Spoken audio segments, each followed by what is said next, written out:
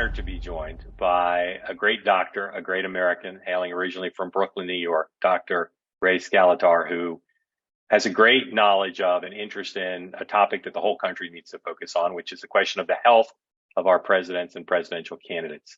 Doctor, welcome. I want to establish your age. You are a 95, right? 95 years young. I will be 95 in December. 95 in December, and you still are active as a doctor, a thinker. Do you still practice? I closed my office a few years ago, but I've been doing consulting and Social Security disability, which I stopped last year. But I still do a lot of stuff. I'm doing a panel on reproductive health, and I do a lot of other things. And if you ran into Joe Biden, you'd call him kiddo, I guess. If I ran into Joe Biden, I'd shake his hand. Right. Now, your interest in this question of the health of our presidents and our presidential candidates started with treating President Nixon. Just briefly explain how you came to treat President Nixon, what the issues were, and then we'll talk more about that. Right. Back half of our. Yeah. In August of 1960, I was lucky. I was trained and I became chief of rheumatology at Walter Reed. And on a Saturday morning in August, Colonel Blair, the orthopedist, said, "Come on down to the emergency room, Ray. I have a VIP for you to see." And sure enough, there on the gurney was Vice President Nixon. Introduced myself, and Colonel Blair said, "I think he's got gout in his knee." I took a history. No, damn it, he didn't have gout. He has an infection. Walter Reed Hospital is a busy place as Vice President Nixon checks over letters and forthcoming campaign speeches. Out for 2 weeks with an infected knee, Mr. Nixon isn't losing any more time than he can help. He gets encouragement from President Eisenhower, who comes to see how he is and to wish him a quick recovery. The trouble started when Mr. Nixon bumped his left knee against the car door. We tapped his joint. He had hemolytic staph aureus. It was really serious. On Monday evening, we got him into the Eisenhower's anteroom to discuss his care. His sycophants wanted to treat him orally on ambulatory. And he turned to me. They said, "Well, young doctor, you made the diagnosis. What do you say?" I told him, "Mr. Vice President, if you don't come to the hospital tonight, there ain't going to be an election," which sort of horrified him. And he turned to General Heaton, who was the Surgeon General, and he said, "General Heaton, you heard what," now he was a captain, "you heard what the young captain said." And General Heaton said, "He's absolutely right." He came in that night. We started treating him with antibiotics. It was a long, long story, but he was tough. He was there with his yellow pad. His knee was aspirated. He was getting IM penicillin. That's another story in itself. But he gradually got better. But he was tough. He was a good patient. I have many anecdotes, which are not for this. And someday when we have a drink, I still drink my scotch. So we could talk further. And he was grateful to you? Yes. I sent you that wonderful picture of he thanking me for treating candidate knee. And after he lost the election, my wife and I were invited to his house down in Washington, D.C. Walked in, he hugged my wife and kissed her. And he said, "You have one tough husband." But so you're being called tough by Nixon is pretty significant. So you from that experience and just your general view of things, I think have the same attitude I have, and Dr. Lawrence K. Altman, who did longstanding and path-breaking work at the New York Times, which is our media culture, our political culture doesn't do a good enough job figuring out the health of our presidential candidates, right? That's a basic deficiency in our system, right? Absolutely. And it seems like every 4 years we suddenly get interested in the subject again. But, somebody like, as you mentioned, Larry Altman has been on this case for a long time. And he and I have communicated. And it's the New England Journal of Medicine has had many articles by ethicist George Annis. And what does the public have a right to know? And that is a moot question which we battle all the time. When somebody's hospitalized, when a presidential candidate is hospitalized, it's a lot easier to get information than when they're ambulatory. So let's talk about President Biden. Obviously, this is a unique situation, at least in the modern era, given his age, given the public's questions about it. From your point of view and watching what the information disclosed by his doctors after his physical and when he's had ailments, what are your unanswered questions about his physical and mental health? Well, we have to differentiate between somebody who has healthy aging. There is such a thing as healthy aging. You slow down, you may get muscle aches, you get a little arthritis, you have cataracts. There are lots of things about it. But the question is there any evidence of any cognitive impairment? To date, we have no information that he's had any mini mental tests, and I doubt if we'll ever get that information. But from what I've seen on his press conferences, he seems very alert and able to process and able to respond. However, we do not know, and we probably know a lot more about former President Trump and his mental capacity than we do about Biden. But we do have to remember that Biden has had serious problems in the past. He had a cerebral artery aneurysm, which was ligated on one side. And then a year later, they went back and did another one. So we have no further information about this, what effect on the brain, et cetera. We just know that he did have a problem. Right. We know that he's had asthma. We know he's had some respiratory problems. And you may not have seen this, but it just came across from Bloomberg that he has a CPAP machine. No big deal. Yeah, but so we don't know enough about his cognition, but from what we can see, there's no reason to suspect that he has a cognitive impairment and that he merely has healthy aging. However, we all have concerns as one gets into one's 80s. You stumble, you slow down a little bit, and your short-term memory may not be as good as it should be. But we don't know, and we don't have any real honest evaluation to make any judgment. Right. You've not treated him, you've not examined him, so you're looking from the outside, but with a pretty trained eye. I talk to people all the time who see him privately, who say he's very sharp. And we saw in the State of the Union, we see in many of his public appearances, he seems very sharp, not just for a man his age, but he seems to be able to do it. At the same time, in the last 48 hours, he said Iraq twice when he meant to say Ukraine. We had the incident a few months ago where he addressed a congresswoman who'd passed away. He tried to speak to her at a public event. And there have been many other times when his public presentation seems to be characterized by some problem. So my sense of that, not as a doctor, but as knowing people who've gone through aging and different mental cognitive issues, is when he's well rested, he's okay. But when he's more fatigued, he makes those kinds of mistakes. Does that seem right to you? And what are the implications of that for a country thinking about, should he be in the White House, 6 years from now? Well, all those are very impertinent, and I'm very much aware of those errors that he has made. Mm-hmm. And is it just part of a slowing down process, or is it some aspect of cognition that is developing whereby his memory is failing? And this is of serious concern.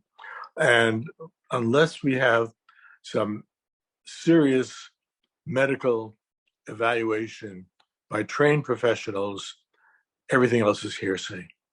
So when they put out his annual report of his physical, they haven't said he had a cognitive test. As I understand it, there are such tests. Does it make sense that he be given one and the results be made public? Well, he probably should be given one, but they'll never be made public. I doubt if they would be made public. And one may have to, would this not be a HIPAA violation? The Health Insurance Portability Act, which protects an individual's privacy. So even a president should have privacy. And, when we come to issues like cognition, dementia, should a female presidential candidate be asked whether she had an abortion? There are so many, or is a candidate HIV, or, we have really serious problems. When somebody's hospitalized, like Fetterman, we get a better idea of the seriousness of and depression. And I know a lot about this because I can talk about Supreme Court justices whom I've taken care of as well. So from your point of view, is the absence of the release of a cognitive test make you feel like his doctor may know he has a problem? No, I think the absence of the release of it is just that it's privacy. It's his privacy, and he is not given permission to release it. Right. It takes two to tango. He has to protect his privacy. However, if he did have an impairment, I think it would be incumbent upon him to come forward with this. The issue, as far as I'm concerned, is when they ask, is Jill to Biden as Nancy was to Reagan? That's a reasonable question. So what would have to happen to his public performance for you to say that you had, as someone who understands these issues very well, what would have to happen to his public performance for you to say this is an issue? This has to be clarified more in terms of his condition than he and his doctors have done. I think what we would need is many more public interviews with press conferences. I don't think we've had many. I think that would be a good way of telling whether he is truly on the ball and whether he can take spontaneous questions. Let me stop you there. The Republicans say the reason he's not doing those things is because he couldn't perform well. Is that fair? I don't think that's necessarily so. I think W and frequently didn't have press conferences for a long time also. So I think it's hard to say. I mean, if you want to get political, you can say, yeah, he doesn't want to do it because he's afraid to do it. On the other hand, as I recall, George W. was criticized a great deal for not having many. If you were given the opportunity to interview President Biden's physician, and his physician said, I'm happy to answer any questions you have, what kind of questions would you ask? I would like to know more about any studies that have been done with regard to brain scans, since he's had these problems in the past. I would like to know more about his diet, his blood pressure. I would like to know how about his sleep. And here he now has sleep apnea. Now, sleep apnea in itself is not a problem. Many people find that the CPAP machine enables you to sleep much better, and you snore less and disturb your partner less. But so there are so many things.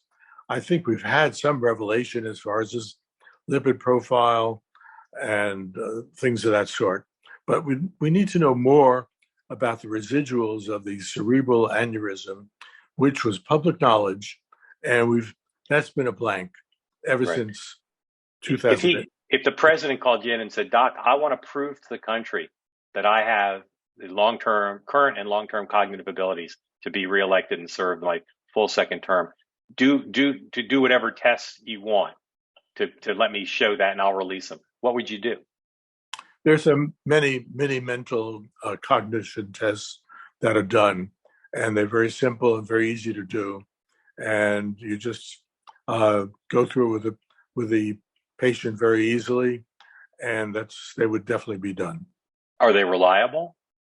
Well, they have to be interpreted. Yeah. And they have to be interpreted time and place. And are there any ancillary factors? Is there noise? Is there distraction?